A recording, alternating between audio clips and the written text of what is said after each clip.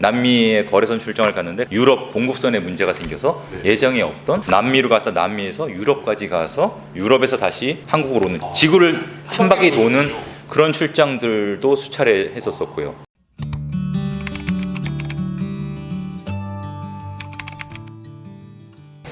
플랜 B 디자인의 신간 리글로벌 정혜평 작가님 모시고 우리 책 이야기 나눠보도록 하겠습니다. 작가님 저희 인사 한번 부탁드리도록 하겠습니다. 네, 안녕하세요. 방금 소개받은 정혜평이라고 합니다. 작가라는 호칭이 아직은 조금 낯설긴 하고요. 저는 현재는 CJ 제일제당에서 글로벌 업무를 맡고 있습니다. 제가 신입사원부터 입사를 했던 삼성물산 종합상사 부문에서 상사맨으로서 대부분 직장 생활을 했고요. 그 상사맨으로서 중남미부터 시작해서 남미, 유럽, 러시아, 아시아, 아중동 전 세계 한 50개국 이상, 200여 도시 한 300회 이상 출장을 현재 포함해서 진행을 했고요. 그래서 주재원 생활, 유럽에서 판매 법인장으로 주재원 근무도 했고, 또 러시아에서는 지역 전문가 근무를 해서 하여간 해외 영업 관련해서 글로벌한 생활 업무를 지금 좀 하고 있습니다. 네. 보통 이렇게 회사 다니시면서 책 쓰기가 쉽지 않으시잖아요. 네. 그게 시간이나 이런 게 좀 여유가 괜찮으셨나 봐요. 만일 책을 쓴다고 생각을 하고 쓰면은 글 쓰는 게 좀 부담스럽고 쉽지는 않을 것 같기도 해요. 근데 제가 책을 쓰게 된 계기는 한 20여 년간 근무를 하면서 해외에서 여러 가지 미팅하고 출장을 다니고 여러 국가들을 다니면서 이런 사례들을 계속 좀 정리를 하고 있었고, 이런 것들을 좀 기록을 해서 이 글로벌 비즈니스 하시는 분들 아니면 후배 아니면 동료분들한테 제 경험이 조금 도움이 됐으면 하는 생각을 계속 가지고 있었어요. 그런 생각을 쭉 가지고 있고 정리를 하고 있다 보니까 책을 쓰자고 마음을 딱 먹고 시작을 한 후에는 한 달 반 안에 A4 200페이지 정도의 그 초고를 다 마칠 수가 있었어요.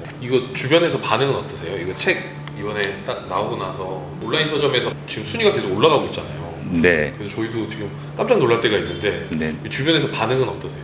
우선 제가 책 낸다는 얘기를 하진 않았었거든요. 네. 솔직히 말씀드리면 저희 부모님한테도 제가 책이 나온 다음에 갖다 드렸거든요. 그래서 그 정도로 이 얘기를 좀 안 했었는데, 이쪽 분야에 저희가 해외 영업에 많이 종사를 하고 있고 글로벌 비즈니스들에 많이 관심을 갖고 있음에도 불구하고 이런 분야에서 책이 사실 그렇게 딱히 있지는 않았었던 게 사실이거든요. 그래서 제가 책이 나온 다음에 지인들이 굉장히 좀 반응이 정말 필요한 얘기들을 적게 잘 내준 것 같다, 이런 좋은 말씀들을 좀 많이 좀 듣고 있습니다. 어떤 책인가요? 이 리글로벌이라는 책은? 리글로벌이라는 책은 제가 말씀드린 대로 해외 영업, 글로벌 비즈니스에 관련된 얘기들인데, 제가 20년 동안 각 국가들에 다니면서 경험했던 여러 사례들을 갖다가 예시를 들면서 우리 주니어 분들한테는 출장을 준비하는 출장 준비부터, 예를 들어 가장 기본적인 3일 출장, 5일 출장, 아니 2주 이상 출장 때 가방은 어떻게 싸고 어떤 준비물, 또 어떤 복장들을 가져가야 비즈니스 에티켓을 지킬 수 있는지, 그런 팁부터 시작을 해서, 더 중요한 거는 출장을 가서 우리가 해외 거래선들이랑 미팅을 하고 만남을 많이 가지니까 그때 협상, 미팅에 대한 준비들, 어떤 자료, 어떤 전략을 세워서 제 경험을 근거로 했지만 그 출장 협상에서 조금 성공적인 결과를 도출할 수 있는 그런 내용들을 좀 많이 담았고요. 네. 그 다음에 우리 또 중견 직장인들을 위해서는, 그 해외 영업에 봉직하시는 분들이 가장 큰 관심사 중에 하나는 해외 파견 근무일 수도 있거든요. 주재원 근무. 그래서 그렇죠. 저는 이제 러시아에서 지역 전문가도 하고 유럽에서 주재원 근무도 했지만, 과연 한국에서 근무하던 거랑 또 여러분들이 생각하시는 그 직장인 해외 영업의 코시라고 그러는 주재원의 실제 생활은 또 굉장히 차이가 있거든요. 그래서 그 주재원의 준비, 가서 현지 적응, 현지 직원들과 어떻게 생활을 하고, 또 본사와는 그럼 과연 또 어떻게 다시 이런 관계를 설정해야 성공적인 주재 생활을 마치고 귀임을 해서 자기가 더 성장할 수 있는가라는 거에 대해서 제가 경험을 가지고 조금 조언을 드리고 싶어서 책에 담았고요. 해외 주재원으로 나갈 때 캐리어에 넣어야 되는 짐들이 있다고 말씀하셨는데, 출장 시에. 네네, 출장 시 네네. 필요한 필수품 이런 게 있나요?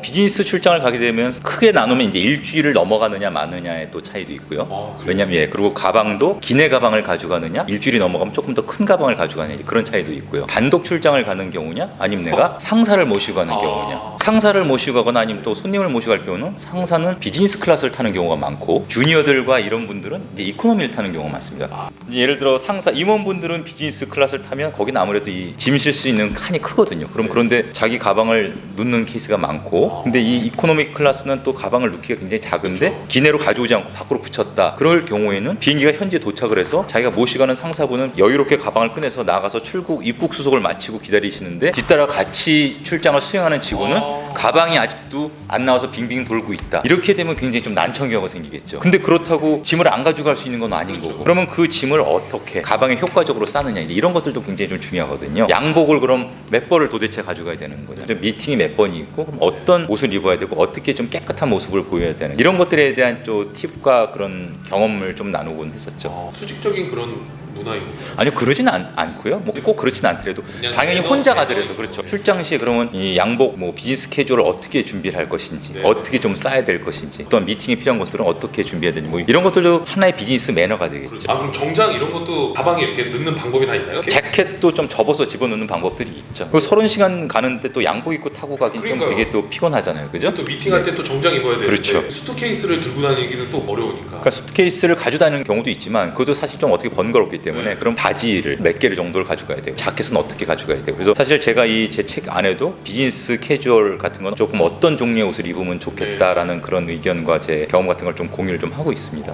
좋은 책이네요. 네. 한국인들이 좀 협상에 대해서 약간 약한 면들이 많이 있어요. 특히 외국 분들과 이제 해외 거래선과의 협상에서 저희가 약한 부분들이 적지 않았는데, 그 해외 협상에 관련해서 그걸 우리가 어떻게 준비하고 어떤 스토리텔링을 만들고 어떻게 접근을 하고 직급별로 아니면 그 주제에 대해서 어떻게 사전 조사를 하고 어떻게 협상을 좀 해야 우리가 자기가 원하는 소기의 성과를 얻을 수 있나, 그런 거에 대해서 제가 좀 고민하고 계속 공유하고 싶었던 내용을 정리했습니다. 저는 그런 질문도 많이 받았어요. 과연 비행기를 몇 번을 타야 밀리언 마일러가 맞아요, 되냐? 맞아요. 응? 네네. 내가 얼만큼 도대체 타야 밀리언 마일러가 지구를 몇 됩니까? 바퀴 돌아야 밀리언 그렇죠. 마일러가 되느냐? 그래서 그 계산을 제가 뭐 책도 그렇지만 항상 좀 생각을 해봤었는데, 지구가 한 바퀴가 25,000마일이라고 하더라고요. 25,000 이요? 네, 그러니까 100만 마일, 밀리언 마일러라고 하면 뭐 예를 들어 이제 저는 네. 개인적으로는 100만 마일을 넘어서 지금 150만 마일 정도를 돼 있으니까 그러니까 제가 지구 한 60바퀴를 돌면서 오, 야. 이 해외 영업에 지금 종사를 하고 있다고 보면 될 것 같습니다. 네. 이 상사맨이라는 사람들은 어떤 사람들인가요? 종합상사라고 하면 우리나라와 일본에만 있는 좀 특이한 조직입니다. 외국의 물건을 소싱을 해서 다른 나라에 또 팔거나, 그 삼국 영업이라고 하죠. 네. 그리고 또 우리 제품들을 또 외국에 소개를 시켜주고. 네. 그렇지만 종합상사의 또 특징 중에 하나는 공장을 운영하지 않는다. 오. 그러니까 우리가 이제 자기 공장을 가지고 판매를 하는 거면 이제 네. 일반 무역이 될 수 있지만, 종합상사의 큰 특징 중에 하나는 자신들의 공장은 운영하지 않지만 해외 각국에 필요한 공급사와 수요자들의 이 비즈니스를 엮어주는, 플랫폼 비즈니스. 그렇죠. 그런 역할을 하기 때문에 다양한 비즈니스 모델이 있습니다. 그래서 오지를 비롯해서 네. 전 세계를 다니면서 비즈니스 찬스를 찾아서 사업을 진행하고 또 이익을 창출하고 네. 그런 일을 하고 있습니다. 네. 다양한 비즈니스 모델이 있다고 하셨잖아요. 네네. 갑자기 궁금한 건데 이런 것까지 팔아봤다. 기억에 남는 어떤 상품, 비즈니스 모델 뭐 그런 게 있으실까요? 그 각자의 이제 자기 비즈니스 전공 분야들이 있습니다. 예를 들어 정보통신 분야, 뭐 철강, 화학, 그런 쪽으로 각자 분야들이 있고요. 네. 또 자파 같이 또 다루고 네. 하는 분야들도 있어요. 저는 개인적으로 이제 브랜드 비즈니스, B2C 비즈니스 쪽에 브랜드 사업에 계속 특화돼서 그쪽 비즈니스를 했고요. 근데 예전에 저희 그 사례를 보면은 뭐 전쟁 걸프전 났었을 때 방독면도 종합상사에서 어렌지에서 팔고, 네, 그런 네. 전쟁 관련 제품들도 네. 뭐 수급 공급도 하고 이제 이런 비즈니스까지도 하고요. 작가님 다니셨던 50개국 정도 다니고 예, 한 55개국 정도 되는 것 같습니다. 네. 네네. 가장 여행하기 좋은 나라는 어디예요? 이제 50개국을 넘게 다녔지만 한 나라에 한 뭐 6, 7번, 10번씩 가는 국가들도 있을 텐데, 좀 아쉽지만 비즈니스 하면서 여행이라고 할 수 있는 기회는 별로 없고, 공항, 그죠? 미팅, 그렇겠네요. 굉장히 짧게 이 스케줄로 움직이기 때문에 공항, 사무실, 호텔, 공장, 미팅, 다시 복귀, 그런 면들이 좀 많이 있습니다. 관광지는 포함되지 않는군요. 그 유명한 관광지들은 거의 뭐 못 보는 경우가 많죠. 일례로 남미 출장을 한번 가면 2주 정도 가는데 2주 네. 동안 5나라를 가야 되거든요. 네. 그러면 남미까지 비행기로 여기서 30시간이 걸리고 네.